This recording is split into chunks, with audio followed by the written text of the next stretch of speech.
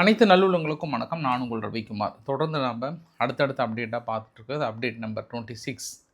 தொடர்ந்து இன்று ஈரான் மீது அமெரிக்கா மிகப்பெரிய ஒரு தாக்குதலை நிகழ்த்தியிருக்கிறது. அவங்களுடைய தாக்குதல் எல்லாமே பார்த்தோம் அப்படின்னா டே டு டே ஒவ்வொரு நாளாக அதிகப்படுத்திகிட்டே இருக்கிறாங்க அமெரிக்கா தனது இலக்குகளை. ஈரானுமே என்ன பண்ணுறாங்க, தனது இலக்குகளை இன்னும் கொஞ்சம் அதிகப்படுத்திகிட்டே இருக்காங்க. அப்போ ஈரானுடைய ஆயுதங்களை நிலைகுலைய வைக்க முடியுமா? அமெரிக்கானுடைய டார்கெட் வெற்றி பெற்றிருக்கிறதா? இன்று எந்த பகுதியை நோக்கி தாக்கல் நிகழ்த்தப்பட்டது? பதிலுக்கு அங்கே நடந்த நிகழ்வுகள் என்ன? அமெரிக்காவுடைய செனட்டர் பீட்டர் எக்ஸத்தை கூப்பிட்டு ஏன் இந்த தாக்கல் நடத்துறீங்க, இதை நிறுத்த முடியாதா, நிறைய செலவு பண்ணிட்டு இருக்கிறமேன்னு பயங்கரமாக கேள்வி மேலே கேள்வியை கேட்டிருக்கார். அவர் என்ன பதில் சொல்லியிருக்கிறார்? அமெரிக்காவுடைய அடுத்த கட்ட திட்டம் என்ன? இனி நகரக்கூட பாதை எதை நோக்கி நகர்கிறது? அனைத்தும் ஒருங்கிணைந்த ஒரு தகவலாக பார்த்துடலாம். ஸோ பதிவுக்குள்ளே போகிறதுக்கு முன்பு நீங்கள் நம்ம சேனலை சப்ஸ்கிரைப் பண்ணிட்டு வாங்க. மறக்காம பெல் பட்டன் கிளிக் பண்ணி ஆல் ஆப்ஷன்ஸ் கொடுங்க. வீடியோ கொடுக்கலாம்.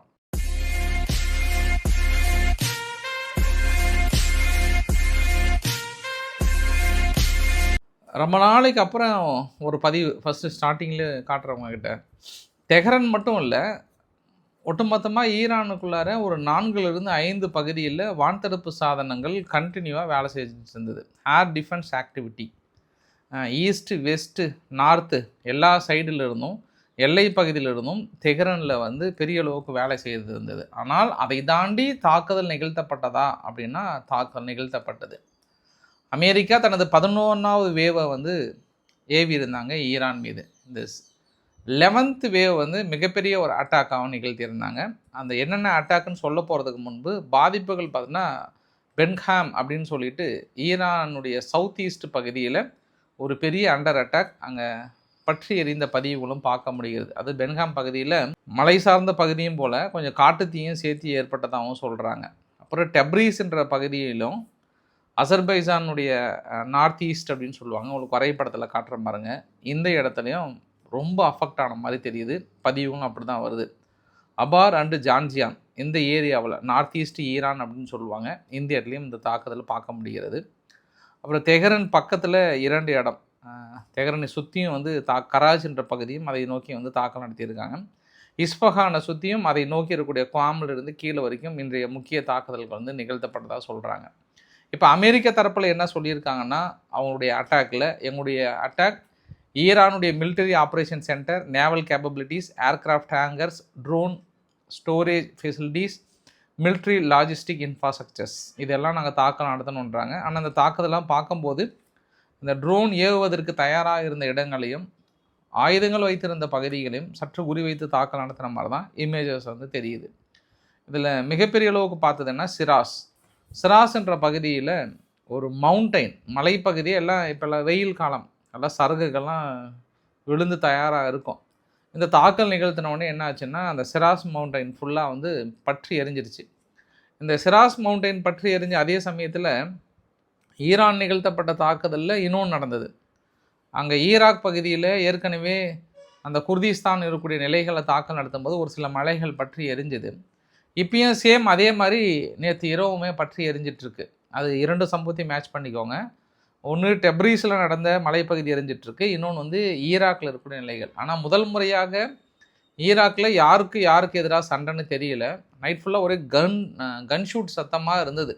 இந்த பக்கம் அந்த பக்கம் இருட்டில் என்னப்பா கண்ணை மூடி சுட்டுக்கிறீங்க, சுட்டு விளையாடுறீங்களா, இல்லை தாக்கல் நடத்துகிறீங்களா, என்ன சொல்கிறாங்க அப்படின்னாங்கன்னா, ஈராக்கில் இருக்கக்கூடிய ஈரானுடைய பேக்கடு ஃபோர்ஸ் இருக்காங்கல்ல, அவங்க இந்த தாக்கலை நிகழ்த்தியிருக்காங்கன்ற ஒரு கூடுதல் தகவல். நேற்று ஒரு ஃப்ளோவில் லெபனானுடைய எல்லை பகுதி சிரியா அப்படின்னு சொல்கிறதுக்கு பதில் துருக்கி அப்படின்னு சொல்லிட்டேன். அதை நிறைய பேர் மென்ஷன் பண்ணியிருந்தீங்க அப்டேட் நம்பர் 25 நான் நேற்று சொல்லும்போது. அது நான் உங்களுக்கு நன்றி கூற நினைவுபடுகிறேன். ஏன்னா நான் ஒரு சில கண்டென்ட்லாம் லைட்டாக தான் எழுதி வைப்பேன். இது எல்லாமே அப்படியே ஃபுல்லாக பார்த்துட்டு ஃப்ளோவில் அப்படியே பேசிட்டு வரும்போது ஒருவேளை துருக்கியோட ஞாபகமாக இருந்திருப்பேன்னு நினைக்கிறேன்.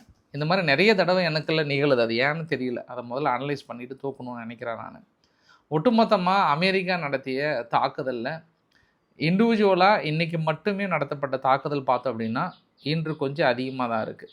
வழக்கமாக இவங்க ஸ்டேட் ஆஃப் ஹார்முஸ் பகுதியை மட்டும்தான் குறிவைத்து நடத்துவாங்க. ஆனால் இன்றைக்கி என்ன பண்ணிட்டாங்க, அந்த அசர்பைசான் மேலே இருந்தே தாக்கல் நடத்துகிறாங்க. ஈராக்கை ஒட்டியும் குவைத்து ஒட்டியும் இருக்கக்கூடிய தாக்குதல்கள் சற்று அதிகப்படுத்தியிருக்காங்க. நேற்றை விட இன்றைய தாக்குதல் அதிகம் பார்க்கும்போதே உங்களுக்கு தெரியுது. டெப்ரீஸ் பகுதியில் 12 எக்ஸ்ப்ளோசிவ் நடந்திருக்கு. அதுக்கப்புறம் ஹபார்ன்ற பகுதியில் 2 எக்ஸ்ப்ளோசிவ்.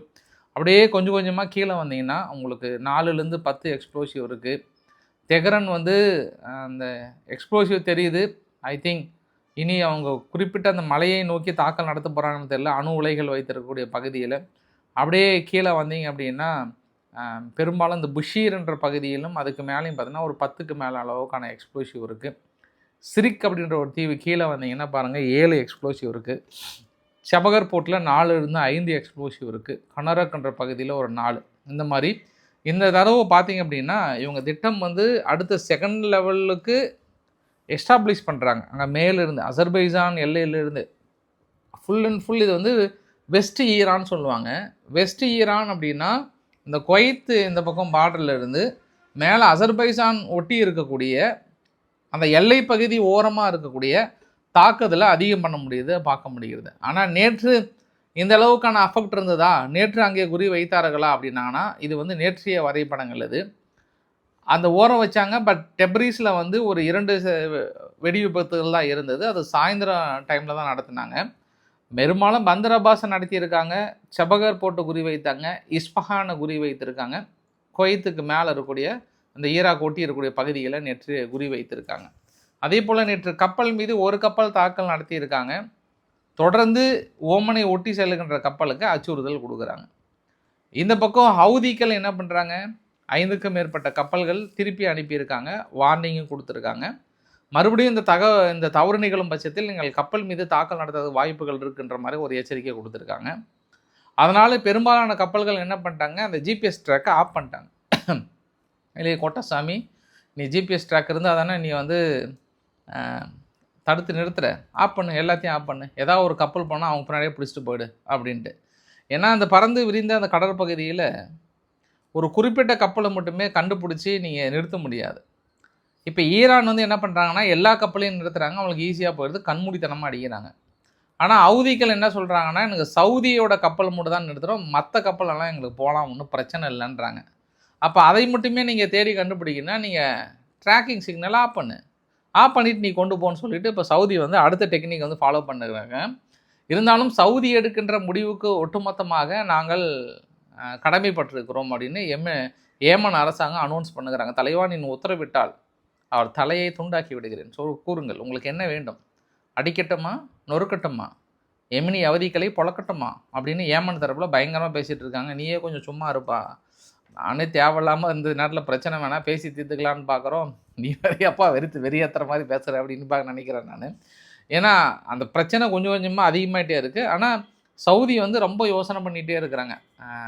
சனா மீது அடிக்கலாமா, மறுபடியும் அடுத்த கட்ட பிரச்சனை வருமா, ஏற்கனவே வான்தடுப்பு சாதனங்கள் பெரிய அளவுக்கு இல்லை, ஈரான் வந்து சவுதியை கொஞ்சம் விட்டு வைத்திருக்காங்க, ரொம்பலாம் இல்லை. இப்போ குவைத் அடிக்கிற மாதிரியோ இல்லை கத்தார் அடிக்கிற மாதிரியோ இல்லை மற்ற தாக்குதல் நடத்துகிற மாதிரியெல்லாம் கிடையாது.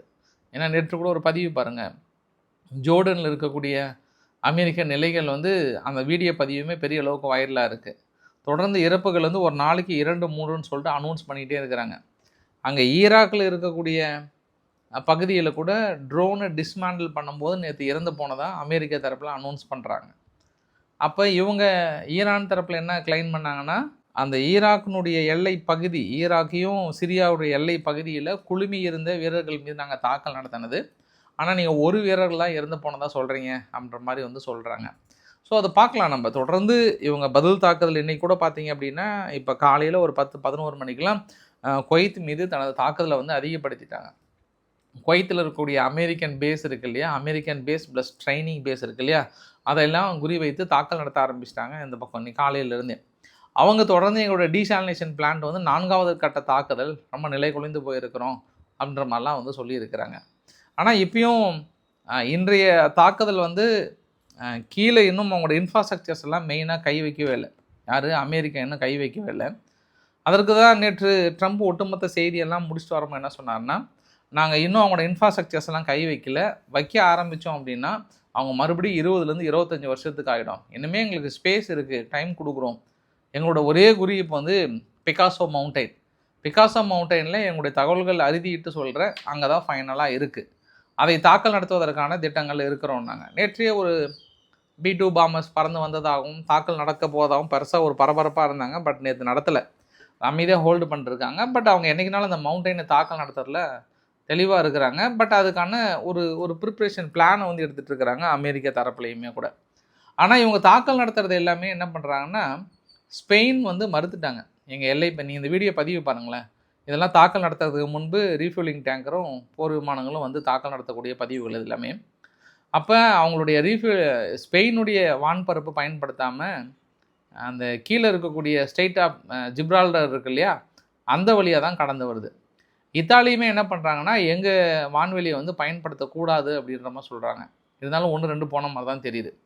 இதையெல்லாம் பார்த்த பல்கேரியா என்ன பண்ணுறாங்க, நாங்கள் எங்கள் எல்லையை கொடுக்குறோம், வேணால் நாங்கள் கூட யூஸ் பண்ணுறோம் அப்படின்னு பல்கேரியா முதல் முறையாக நுழையிறாங்க, அதாவது நேட்டோவில் இருந்து. இதை வந்து எப்படி பார்க்குறாங்க அமெரிக்கா அப்படின்னாங்கன்னா, இந்த மாதிரி ஒரு சில நட்பு நாடுகளை வைத்து பல்கேரியா மூலயமா அவங்க உள்ளே வந்து தாக்கல் நடத்துறதுக்கான முயற்சிகளை செய்யும்போது, ஈரான் என்ன பண்ணுவாங்க, இப்போ பல்கேரியா வேறு ஏதாவது நேட்டோ நாடுகளோட தாக்கல் நடத்தும் பட்சத்தில் ஒட்டுமொத்த நேட்டோ நாடுகளும் இங்கே வர வேண்டிய ஒரு சூழ்நிலையாக இருக்கும். மேபி அதற்காகவா என்னன்னு தெரியல. பட் பல்கேரியா உள்ள நுழைந்து முழு ஆதரவு கொடுக்குறோம், தேவைப்பட்டால் நாங்களும் பங்கு பெறுகிறோம், இல்லைன்னா நீங்கள் அடிங்க, எங்கள் வான்பரப்பு அடிங்கன்னு சொன்னது அடுத்த கட்ட லெவலாக பார்க்கலாமா?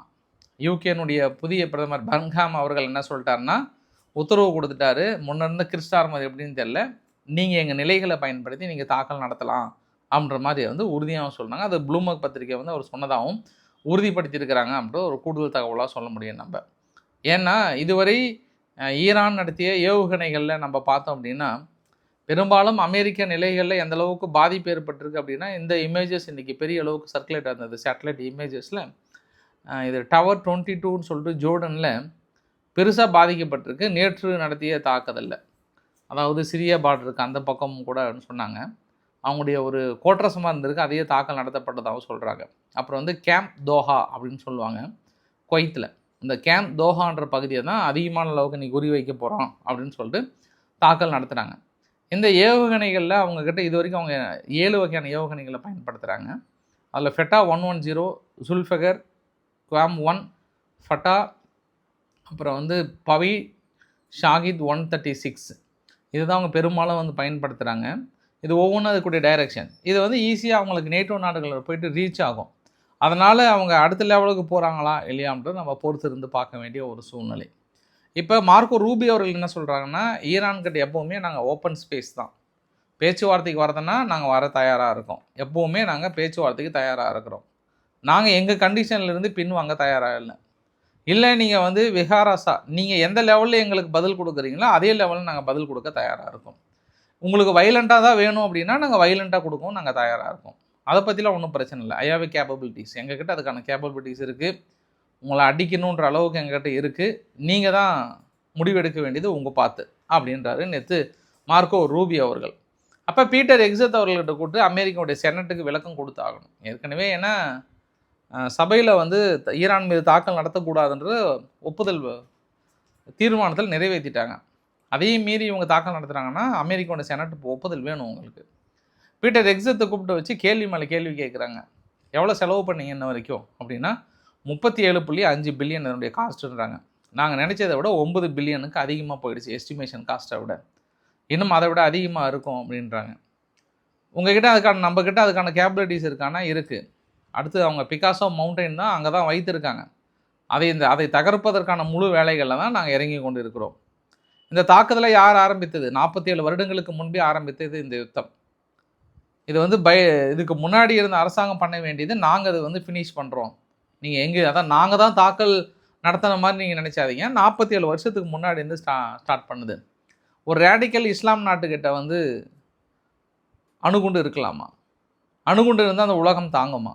உலகத்தை அழித்து விட மாட்டார்கள், மற்ற மதத்தை அழித்து விட மாட்டார்கள். அதனால் ஒரு ரேடிக்கல் இஸ்லாம் கிட்ட வந்து நாங்கள் வார் இருக்கிறத ஒத்துக்கவே, வாருன்ற பாருங்க அணுகுண்டு இருக்கிறத நாங்கள் வந்து ஒத்துக்கவே மாட்டோம் அப்படின்லாம் வந்து மனுஷன் அடுத்து என்ன பண்ண போகிறாங்க, எப்படி நடத்த போகிறாங்க, என்ன அவங்களுடைய பிளான் என்ன, அது மாதிரி நிறைய டீட்டெயில் வந்து நிறைய கொடுத்தாங்க.